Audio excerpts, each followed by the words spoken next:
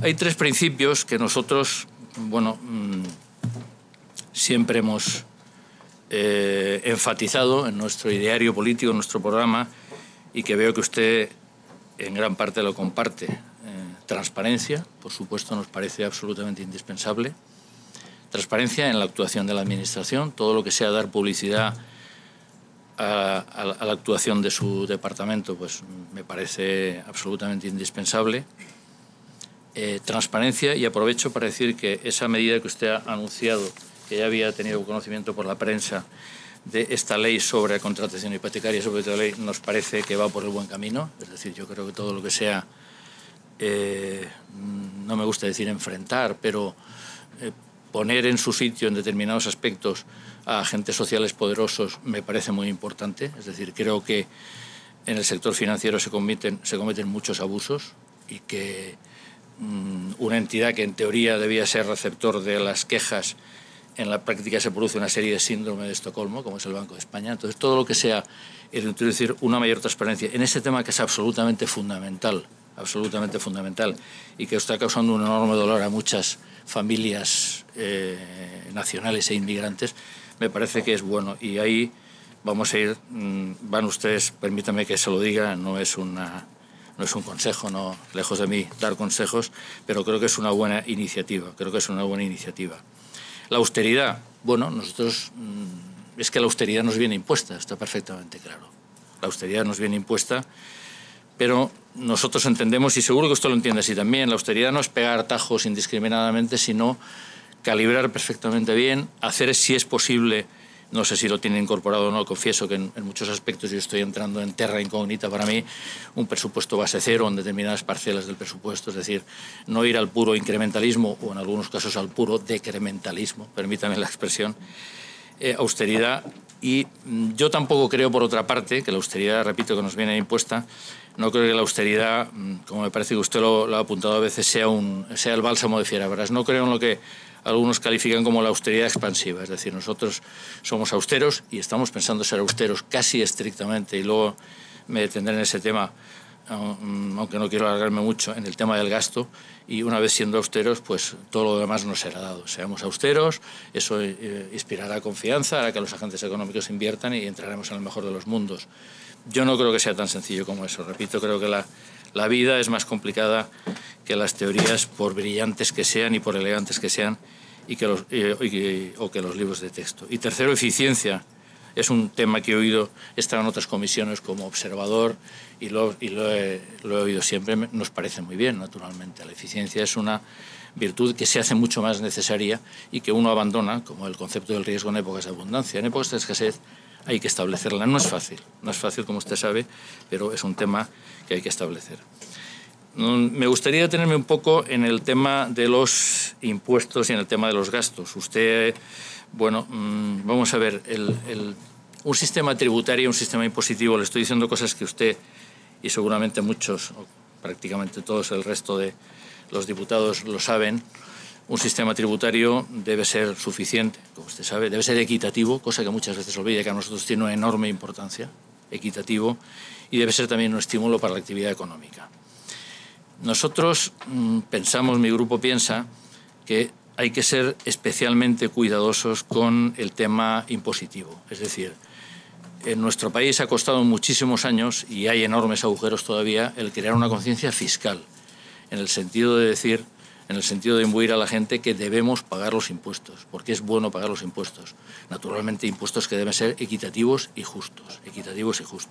Hay una frase que yo la cito a veces porque me gusta mucho, que es de un magistrado del Tribunal Supremo norteamericano, Wendell Holmes, de principio del siglo XX, que dijo algo así como: los impuestos son el precio que pagamos por la civilización. Eso me parece muy importante, Entonces, dicho eso, a mí tampoco me gustó, fue hace algunos años, pero era con la actual administración en la Comunidad de Madrid.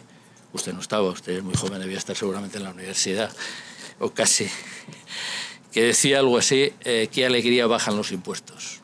Bueno, me parece un mensaje por lo menos equívoco, porque parece dar a entender que los impuestos son una carga, y lo son efectivamente, y lo son, especialmente para quienes los pagamos, especialmente a quienes los pagamos por nómina.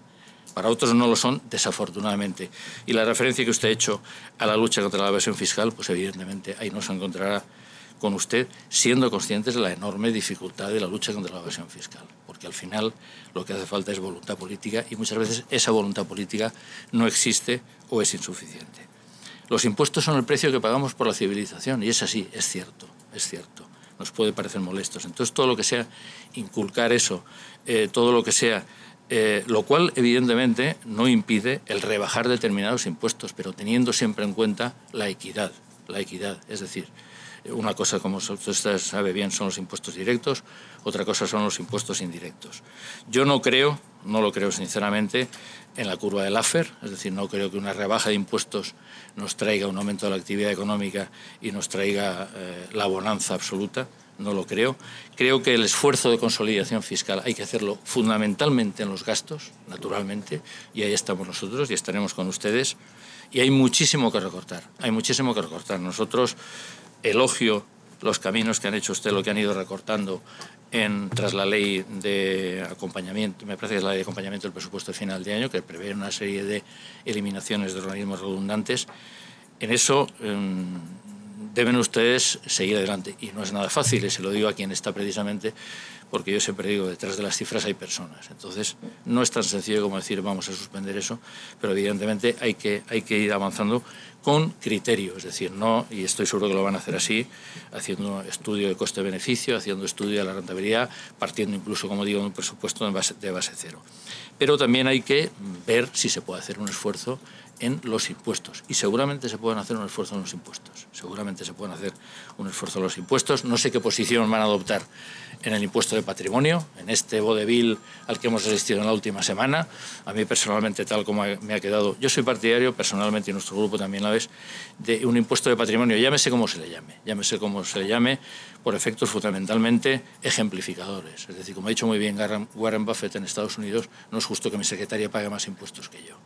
Entonces, yo creo, no sé cuál va a ser la posición de ustedes con respecto al impuesto del patrimonio, tal como está redactado me parece que no va a resolver absolutamente nada, es decir, me parece una especie de juegos florales, va a haber una cantidad menor de gente que lo pague, en eso estoy de acuerdo, pero evidentemente la elusión fiscal va a seguir porque van a seguir las exenciones.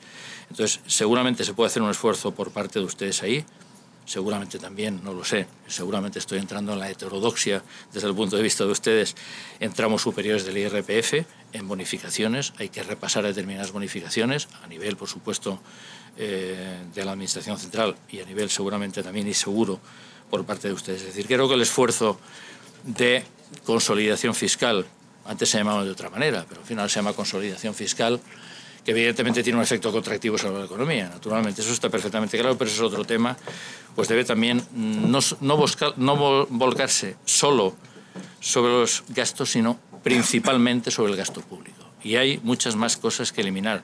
Esta mañana vi también un informe, supongo que es de la Intervención General de la Administración del Estado, que habla que a final de 2009 existen 4.000 entes públicos en toda España, y que en 2010 y 2011 incluso han aumentado. La Comunidad de Madrid tiene también una serie de organismos en los cuales ustedes deben, con decisión, con coraje, porque hace falta coraje, entrar y ver los que sobran y entonces ahí pues actuar decididamente. Me gustaría, tras estas consideraciones de tipo general, como le digo, para mí es un poco entrar en terreno casi desconocido, hacer muy rápidamente, porque me parece, Presidenta, que me estoy pasando un poco en el... Le agradezco su magnanimidad, pero voy terminando algunos comentarios de los que ha hecho el señor consejero. Lucha contra el paro, naturalmente, estaremos ahí con ustedes. Me pregunto, aunque con escaso entusiasmo, vamos a ver, el déficit público no es una finalidad, sí, es decir, la política presupuestaria es un instrumento y el déficit, en su caso el superávit, el equilibrio presupuestario, en mi opinión, es un instrumento para un fin. Quiero decir, todos estamos de acuerdo, y efectivamente así lo manifestamos cuando se vio esta reforma constitucional. Nosotros manifestamos en contra en el fondo y en la forma, pero naturalmente compartimos el criterio de la estabilidad presupuestaria, lo cual no quiere decir déficit cero a toda costa. Y estoy seguro que usted comparte ese punto de vista. estabilidad presupuestaria, pero ustedes efectivamente han sido una comunidad perfectamente cumplidora en los requisitos en cuanto a endeudamiento, en cuanto a déficit. Sus ratios son muy buenos, su calificación por las agencias de rating es buena, pero yo me pregunto, no tengo la respuesta, se lo dejo encima de la mesa, usted tiene muchos más elementos de juicio que yo, si no existe a lo mejor un pequeño margen para determinadas políticas, por ejemplo, de fomento de determinadas inversiones que creen puestos de trabajo, aparte de políticas activas de empleo. ¿Entiende? Se lo dejo encima de la mesa y usted seguro con mucho mejor conocimiento y con un equipo técnico excelente, como estoy seguro que tiene, de colaboradores en su consejería. Yo conozco personalmente a algunos y efectivamente puedo responder de su capacidad, especialmente en el área de comercio, que son los que más yo conozco.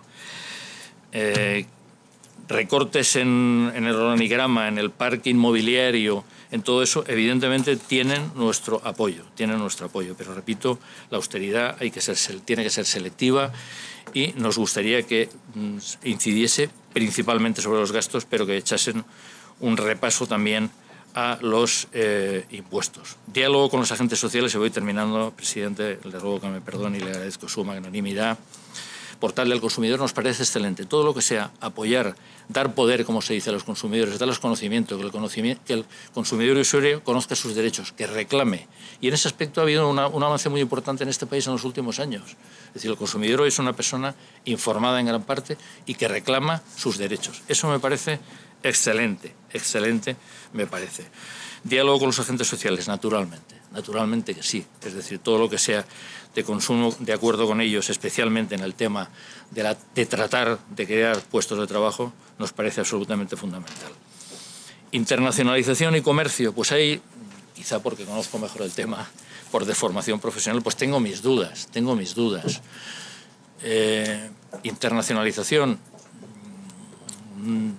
no me gustaría decírselo brutalmente, pero yo no soy partidario de los ICEX duplicados. Es decir, conozco y valoro quien trabaja con usted en Promo Madrid, son profesionales de la máxima valía, por venir de donde vienen, entre otras cosas, pero a mí en principio esa idea, en principio y en final, de varios ICEX duplicados, todas las autonomías, un instituto de comercio exterior, etcétera, etcétera, pues tengo mis dudas fundamentadas además porque en mis años, permítame una referencia personal, de jefe de la Oficina Comercial de España en Nueva York, 5 años, 2000-2005, vi realmente espectáculos poco edificantes. Pero bueno, dejémoslo así de momento. Entiendo que hay poco tengo que rascar, dicho coloquialmente. Y segundo y último, y con eso termino, pues tengo también mis dudas sobre la liberalización del comercio interior. Si esa liberalización de horarios, que en principio a todos nos gusta, es decir, que duda cabe, a mí también me gusta ir el domingo y comprar alguna cosa o darme una vuelta por el centro, que tiene mucha más vida que los domingos cuando están cerrados los comercios, que es mucho más aburrido. No estoy seguro de que cree demanda. Si la economía está deprimida, pues poca demanda puede crear. Tengo la impresión seguramente equivocada, es en gran parte intuitiva, que eso puede favorecer a determinadas grandes superficies y que al final no crea tanto empleo como se dice que se crea. Pero repito que ahí me muevo un poco en el terreno de la intuición y que estoy dispuesto a escuchar y a reconocer argumentos en contra. Entonces, bueno, y segundo punto, creo que es fundamental preservar el comercio minorista en los centros de las ciudades. Eso me parece fundamental. Hacen lo que se llama tejido social, crean convivencia y creo que es muy importante. Si me permite también otra reflexión personal, en mis años en Estados Unidos he visto precisamente todo lo contrario en muchas ciudades, no afortunadamente en Nueva York, que es la desertización de los centros de las ciudades por la desaparición del comercio minorista a partir de las tardes del viernes. Y eso es muy malo porque aumenta la inseguridad. En todo esto lo que sea proteger, y esos planes que ustedes tienen de fomento del pequeño comercio de ayudas me parecen excelentes y también contarán con nuestro apoyo. Bueno, nada más, le reitero, me ha parecido muy interesante su intervención, se la agradezco, le agradezco a la señora presidenta su bondad para con mi intervención. Nada más y muchas gracias.